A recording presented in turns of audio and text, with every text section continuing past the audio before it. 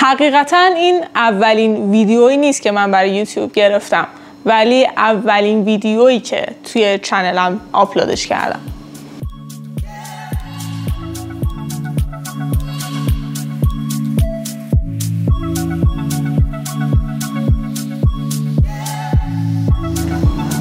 درود به شمایی که دارین ویدیو رو تماشا میکنی. من سیمین هستم و اینجا چنل ماجراجویی های منه.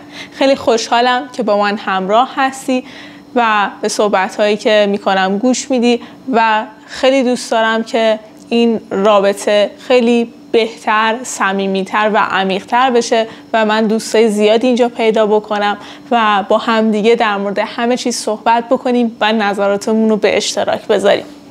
اگه بخوام یه عدد دقیق بگم، شاید حدوداً 20 ساله که من دنبال تولید محتوا هستم و به نوعی توی این کارم و دارم کار رو انجام میدم. من در حال حاضر الان سال 1403 32 سالمه و تقریبا میتونم بگم از 13 سالگیم شروع کردم. از چه زمانی؟ از زمانی که بلاگفا بود، پرشین بلاگ بود، کلا بلاگ نویسی خیلی روی بورس بود. بعدها یاهو مسنجر وارد بازار شد و یه سری حالتهای گروه‌های توی گوگل بود یا گوگل گروپ، یا نه گوگل نبود، یه سری گروه‌های توی یاهو بود یا گروپ بود و مردم با هم تعامل می‌کردن و اونجا یه سری مطالب به اشتراک گذاشته می‌شد. زمانی که مجله نویسی مد بود و توی دوران مدرسه و بعدتر حالا دانشجویی مجلاتی بود که اون دانشجوها و دانش آموزا میتونستن توش باشن و مطلب ارائه بدن. من خودم یک مجله داشتم، ماهنامه داشتم توی دوران مدرسه و بعدتر که اینستاگرام اومد و حالا قبلش هم فیسبوک بود، خود فیسبوک، بعد اینستاگرام و یوتیوب هم که در تمام این سالا همیشه بوده. یوتیوب خیلی قدیمیه و من اون زمانها بیشتر بیننده بودم، بیشتر یعنی اصلا نمیدونستم چجوری باید کانال داشته باشم. شاید اون موقع هم انقدر روی بورس نبود و اصلا کانال ایرانی نبود برای مثلا 20 سال پیش. ولی خب من خیلی از چیزایی که توی زندگیم یاد گرفتم و از یوتیوب یاد گرفتم و خیلی چیزا رو توش دنبال می‌کردم و خیلی دوست داشتم که توی این فضا باشم و بعدتر که متوجه شدم میشه کانال داشت، میشه صحبت کرد، میشه هر کسی برای خودش یه فضایی رو در اختیار داشته باشه. خیلی دوست داشتم وارد بشم، ولی ببینید چقدر طول کشیده که من تازه الان دارم این ویدیو رو میسازم و میذارم و آپلود میکنم. این ویدیو که اولین ویدیوی چنل منه راجع به شروع کردنه. همونطور که توی تایتلش دیدید، همونطور که از طریق همین تایتل کنجکاو شدید و باعث شد که بیاین و ویدیو رو تماشا بکنید، میخوایم راجع به این صحبت بکنیم که چجوری شروع بکنیم. چون خیلی از ماها میدونیم که یه چیز خوبه، میدونیم چه هدفی داریم، میدونیم به چی میخوایم برسیم، ولی مشکل ما شروع نکردنه. یا نه اصلا شروع میکنیم ولی شروعمون پرقدرت نیست، شروعمون جوری نیست که بشه ادامهش داد. شروع میکنیم، یه کاری انجام میدیم، ضعیف میشه، بازخورد بد میگیریم و میذاریمش کنار. توی همین راستا من یه کتابی رو گرفتم اخیراً که تازه شروعش کردم. الان نمیخوام در موردش باهاتون صحبت بکنم چون اصلا اونقدری ازش نخوندم که بخوام بهتون اطلاعاتی بدم، ولی حتما زمانی که به یک جایی رسید و زمانی که تمامش کردم میام و در موردش باهاتون صحبت میکنم. کتاب قدرت شروع ناقص اثر جیمز کلیر. توی خیلی از پست اینستاگرامی هم شاید دیده باشید که توصیه میکنه برای اونایی که به خصوص درگیر کمالگرایین، کسایی که میخوان شروع بکنن ولی به خاطر اینکه فکر میکنن اونقدر کافی نیستن، اونقدر بزرگ نیستن، اونقدر خفن نیستن که بخوان یه شروع خوب داشته باشن، ترجیح میدن که شروع نکنن. این کتاب در مورد اوناست و منم همین شروع کردن این کتابم خودش برای من خیلی طول کشید. احساس خیلی بامزه رد شدی. ویدیو داره ضبط میشه. شاید اگه همین الان بخوام گالری گوشیمو بهتون نشون بدم یا هارد اکسترنالمو یا فلشمو بخوام بهتون نشون بدم، ببینید چقدر ویدیو هست که قابلیت آپلود کردن داشته ولی نشده. ویدیوهایی که دیگه حتی شاید انقضاش هم گذشته باشه، مثلا ولاگی بوده برای یک مناسبتی که برای 4 سال پیشه، یا مثلا یه چیزی بوده که همون موقع باید گذاشته می شده، یا مثلا تولد فلان سالم.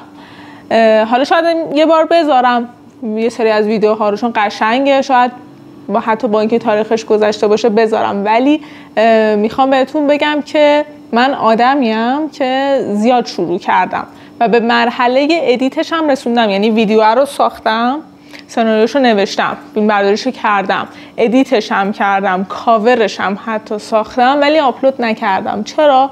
چون احساس کردم که موضوعش مناسب نیست. احساس کردم که اونقدری که دلم میخواست خوب نشده، یا احساس کردم خوبه ولی اگه نتونم هفته دیگه مشابه همین ویدیو رو بسازم چی؟ اگه نتونم ادامه بدم چی؟ اینا رو میخوام بهتون بگم، بدونید که من که الان دارم اینو میگم آدمی نیستم که خیلی خفن باشم توی این زمینه و مثلا الان چه میدونم مثلا 100,000 تا سابسکرایبر دارم و خیلی خفن شروع کردم و این دارم میترکونم. نه، اینو منی دارم بهتون میگم که مثل شماست و پتانسیلشو داره اما قدرت شروع کردن رو نداره، ولی داره تمام ترساشو میذاره کنار و تمام قواشو جذب میکنه. چیکار میکنه؟ قوا رو عزمشون رو جذب میکنن، قواشو جذب میکنن. بله، داره عزمشو جذب میکنه، داره همه یه تواناییشو به کار میگیره که بتونه اولین قدم رو برداره. این قسمت اول این ویدیوه. توی قسمت بعدی، یعنی در واقع میخواستم یه معرفی باشه و در مورد شروع کردم با تو صحبت بکنم، ولی قسمت دوم هم میذارم که ادامه این صحبت رو با هم بریم. نمیخوام زیاد طولانی بشه، فقط چند تا نکته رو میخوام بهتون بگم. من کاری رو که فکر میکنم خوبه و درسته برای زندگیم دارم انجام میدم، دوست دارم با شما به اشتراک بذارم و هر کسی که ویدیوهای من رو به صورت اتفاقی میبینه یا بعدها دنبال میکنه و دوست داره ببینه من چی میگم، میخوام کاری رو که خودم دارم انجام میدم برای رسیدن به موفقیت با شما به اشتراک بذارم تا زمانی که با هم دیگه به اون موفقیت دلخواهمون برسیم. و چقدر قشنگتر که اصلا توی دنیا همیشه دنبال این نباشیم که یک منتوری وجود داشته باشه و چند نفر شاگرد باشن که بخوان درساشو گوش بدن، حرفاشو بشنون و حتی اصلا اونقدرم انگیزه پیدا نکنن که ادامه بدن، یا حتی به اون امتحانه هم نرسن که بخوان از این منتور یه مدرکی دریافت بکنن و به یه نتیجه‌ای برسن. همه بیایم منتور هم دیگه باشیم، مثلا همیشه یه کار گروهی بیایم انجام بدیم، یه فضایی باشه چندین نفر بیان با هم صحبت بکنن و هر کسی که چیزی بلده بیاد به بقیه یاد بده و بقیه هم همینطور. این خیلی قشنگ‌تره به نظرم و من دوست دارم که همچین فضایی رو داشته باشم و خیلی خوشحالم که تکنولوژی این اجازه رو به من میده و برای همه شما هم قطعا همینطوره و هر کسی هم میتونه از هر نقطه‌ای که هست اون کاری که دلش میخواد شروع بکنه و امیدوارم این ویدیو و ویدیوهای بعدی برای تو که داری میبینی انگیزه‌ای باشه که بتونی اون کاری که میخوای رو انجام بدی. ممنونم ازت و خیلی خوشحالم که تا اینجای ویدیو با من همراه بودی.